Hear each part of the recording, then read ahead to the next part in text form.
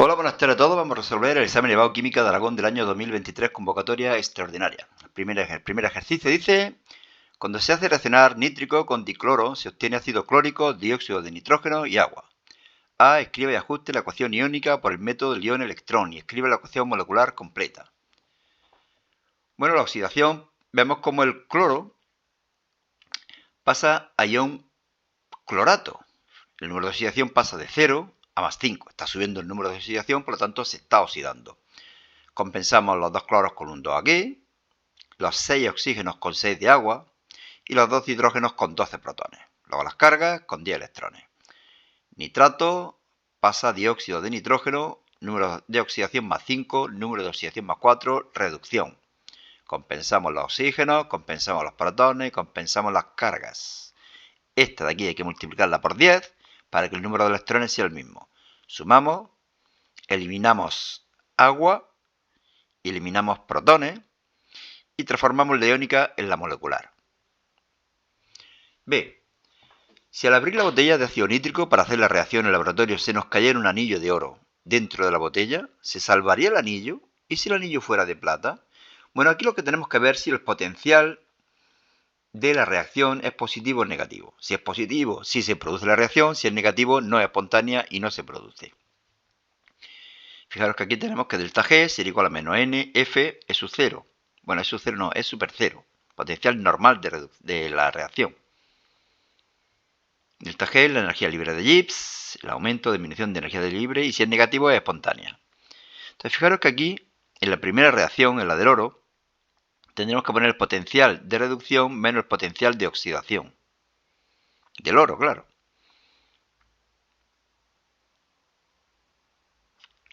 Y fijaros que me va a dar un valor positivo, puesto que esto de aquí es negativo, con el signo menos, negativo. ¿De acuerdo? Por lo tanto, reacción no espontánea. Con la plata pasa lo contrario. Este número es positivo, con el signo menos, negativo, reacción espontánea. Por lo tanto, se salvaría el anillo de oro, pero no se salvaría el anillo de plata. 2. Justifique si en la siguiente reacción la especie de cobre usada como reactivo se comporta como agente oxidante o como reductor. Bueno, un oxidante oxida, pero el mismo se reduce.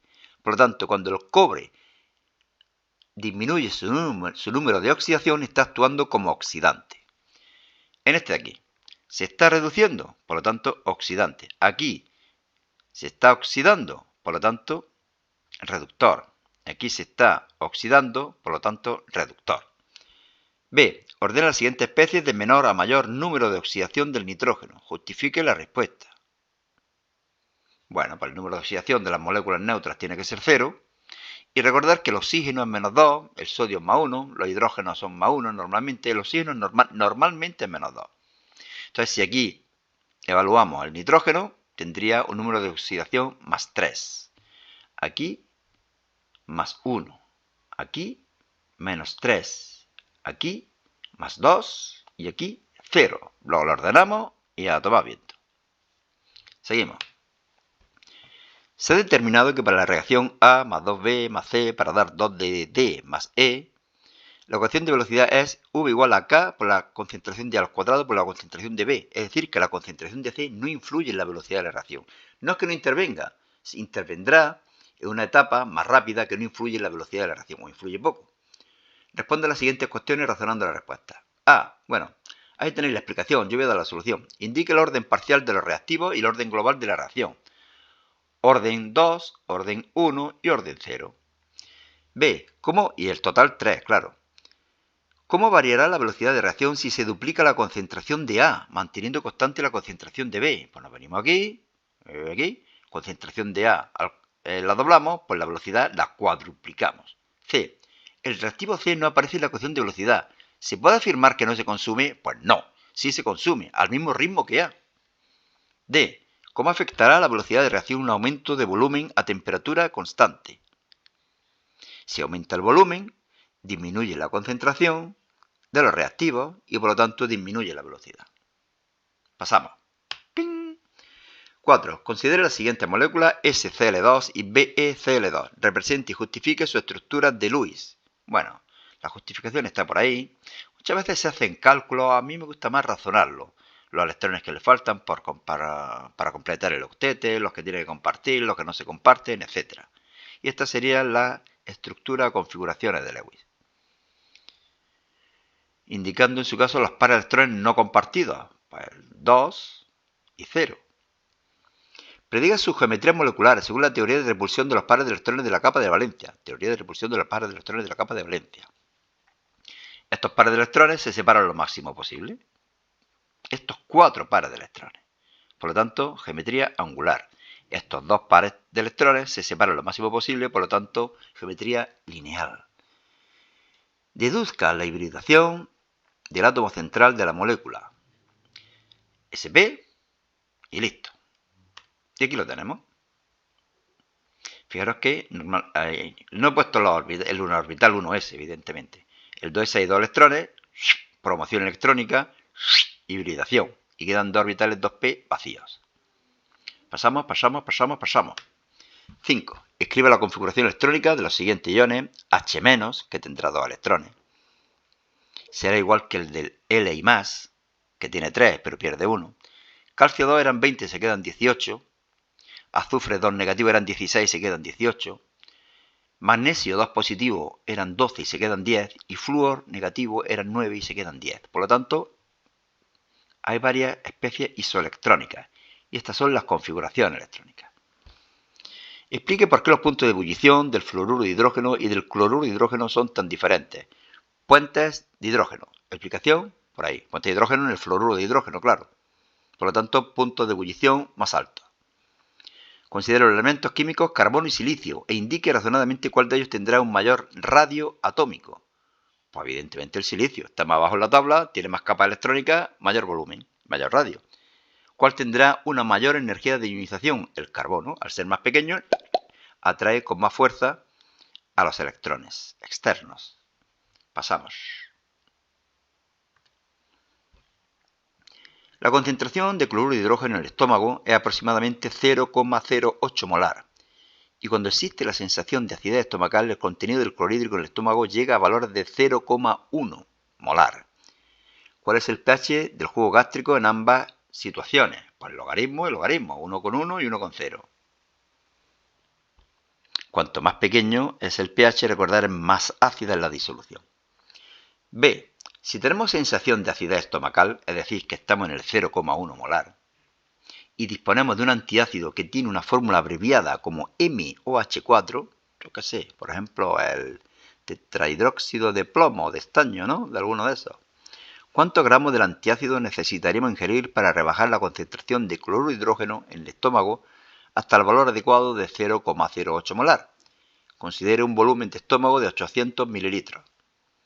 Datos masa molar, 144. Bueno, aquí lo que voy a calcular en esos 800 mililitros es el número de moles de ácido clorhídrico cuando tenemos la sensación de acidez. Molaridad por volumen, 0,08. Y la normalidad, evidentemente, habrá menos. Molaridad por volumen, 0,064. ¿Cuántos moles tendremos que agregar de antiácido? La diferencia entre ambos, dividido por 4, puesto que por cada mol del hidróxido hay 4 moles de OH. Nos da un valor de 0,004 moles. La masa de antiácido, moles por masa molar, 0,576 gramos.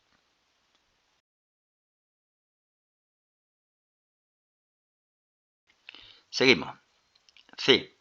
Si en lugar de tener clorhídrico en el jugo gástrico tuviéramos ácido acético de una concentración de 0,08 molar, ¿cuál sería el pH en nuestro estómago? Venimos aquí. Este sería el ácido acético. Hay un equilibrio puesto que un ácido débil. La constante la sabemos. Concentración de productos, concentración de reactivos. Estos dos son iguales. Por cada mol que aparece de ion hidróneo aparece un mol de acetato. Y la concentración que habrá en el equilibrio de ácido acético será la inicial menos lo que se ha transformado en acetato, e hidróneo. Aproximadamente son iguales. Podemos despreciar la concentración de ion hidróneo con respecto a la concentración inicial de ácido, puesto que en un ácido débil el equilibrio está muy desplazado hacia la izquierda. De que podemos deducir la concentración de ion hidróneo, le hacemos el logaritmo, le cambiamos el signo y nos da un valor de 2,92. Y aquí explicamos por qué hemos despreciado la concentración de iones hidróneo con respecto a la concentración inicial de acético. Y aquí tenemos un hombre echando humillo. Pasamos. 7. Responda a las siguientes cuestiones de forma razonada. Se dispone de dos disoluciones acuosas de la misma concentración de KOH y NH3. ¿Cuál de ellas tendrá el pOH más bajo? El amoníaco es una base débil. Por lo tanto, el equilibrio de disociación está muy desplazado hacia los reactivos. Pero el KOH, como veis, es una base fuerte, totalmente desplazado. Por lo tanto, ¿cuál va a tener mayor concentración de ion hidroxilo? El KOH. ¿Cuál va a tener menor pOH? El KOH, puesto que es menos logaritmo de la concentración. El menos logaritmo de la concentración es lo que hace que cuanto mayor sea la concentración de OH, más bajo sea el pOH. B. Escriba la expresión de K sub B para la especie HS negativo indicando el equilibrio, el hidrógeno sulfuro. Indicando el equilibrio químico al que se refiere. K sub B, por lo tanto, tiene que actuar como base. Como base capta un protón y se transforma en el ácido correspondiente, ácido sulfídrico, más OH, K sub B, producto reactivo. C. A 60 grados centígrados, el valor del producto iónico del agua es 10 elevado a menos 13. Calcule el valor del pH del agua a esa temperatura. Problema interesante. Kw, la constante de hidrólisis, o el producto iónico del agua, 10 elevado a menos 13. Hidronio por hidroxilo, por lo que es lo mismo. Como una disolución neutra, estas dos son iguales, hidronio al cuadrado. Calculamos la concentración de iones hidronio, perdón. Le hacemos el logaritmo y le cambiamos el signo, 6,5. Como veis, es débilmente ácida. Tendría un pH de 6,5. ¿Ácida? ¿Qué ácida? ¿Por qué digo ácida? No. Concentraciones iguales. Por lo tanto, pH 6,5. D. Si a 10 mililitros de una disolución acuosa de un ácido débil... ¡Uy, una flechita azul! ¿Por qué le ha puesto azul? Extraordinario. Se le añaden 10 mililitros de una disolución de NaOH de la misma concentración, justifique el carácter ácido, básico o neutro. Aquí se forma el NaA, la sal correspondiente, se disocia, el Na no reacciona, pero el A negativo sí reacciona puesto que es el anión correspondiente, la base conjugada de un ácido débil. Si reacciona, carácter básico. Aprovecho esta línea azul para deciros que en este blog selectividadjosecuenca.blogspot.com podéis encontrar en formato PDF todos los exámenes que estoy colgando en el canal. En el blog, con el formato es PDF, están todos en un mismo archivo, están todos los exámenes que he ido haciendo a lo largo de los años.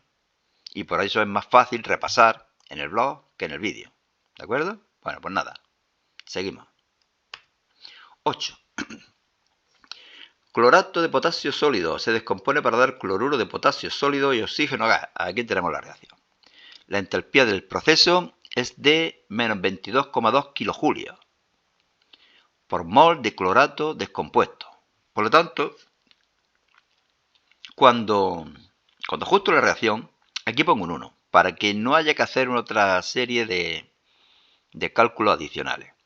La entalpía de reacción, producto menos reactivos, producto, reactivo. Recordad, la del oxígeno no me lo dan porque es cero. Los elementos en su estado natural es cero. Por lo tanto, si tenemos una reacción donde hay hierro, por ejemplo, sólido, pues cero también. Bueno, y aquí lo que me preguntan es entalpía molar de formación de este reactivo, del clorato, ¿no? Del clorato de potasio. Pues lo despejamos, sustituimos y ya toma viento. Y no hay más cera que la que arde. B. Calcule el calor que se desprenderá al obtener 13,5 litros de oxígeno. Bueno, pues calculamos el número de moles de oxígeno, PVRT, y ahora calculamos el número de moles de clorato, dividiendo por 1,5, la relación que hay entre los coeficientes estequiométricos. La masa de clorato multiplicando por la masa molar. Y ahora, como sabíamos que por cada mol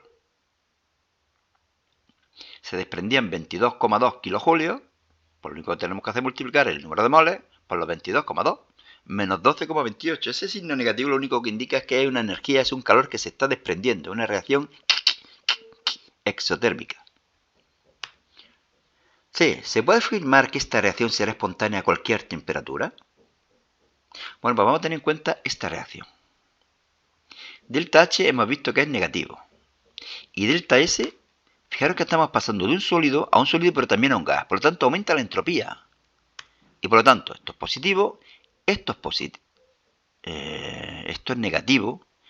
Esto es positivo, pero con el signo menos también es negativo. Y por lo tanto, delta G siempre va a ser negativo. Es decir, que delta G, negativo siempre, me indica que el proceso va a ser espontáneo a cualquier temperatura.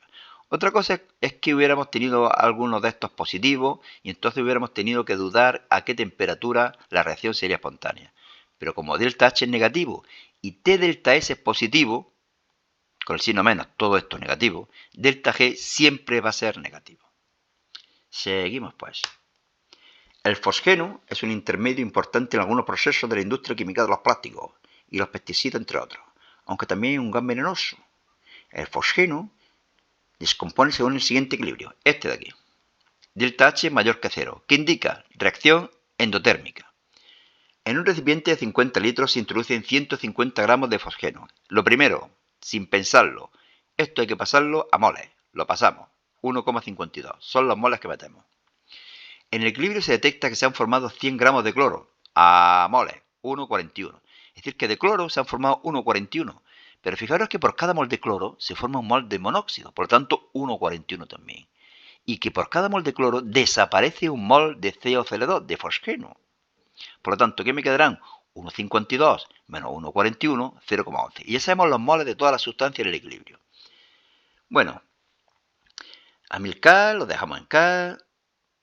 Nos pregunta, los gramos de fosgeno que quedarán sin descomponer. Bueno, pues estos moles a gramos, multiplicando por la masa molar. Y las presiones parciales de CO y Cl2, que van a ser iguales, claro. Presión por volumen, nRT. Conocemos N, que es el mismo para los dos, despejamos y 2,31 atmósferas. B. Si queremos reducir la descomposición del fosgeno, ¿qué debemos hacer con la temperatura y la presión? Aquí lo tenemos.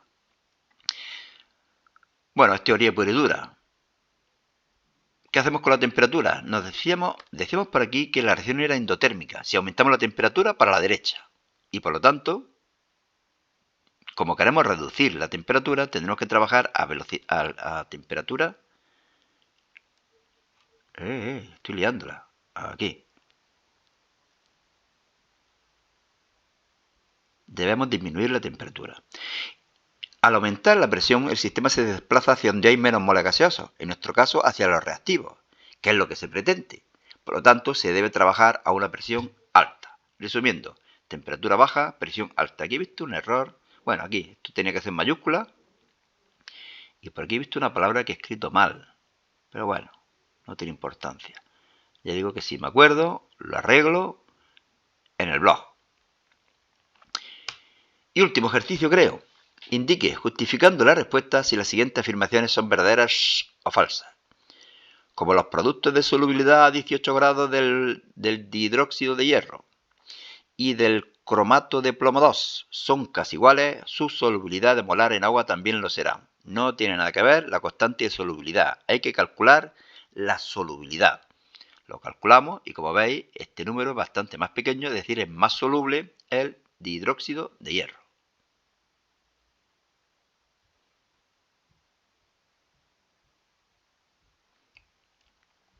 B. La solubilidad en agua del fluoruro de magnesio aumenta al añadir a la disolución la sal soluble fluoruro de sodio. Falso. Efecto León común. La solubilidad siempre disminuye. Por ahí tenéis la explicación. C.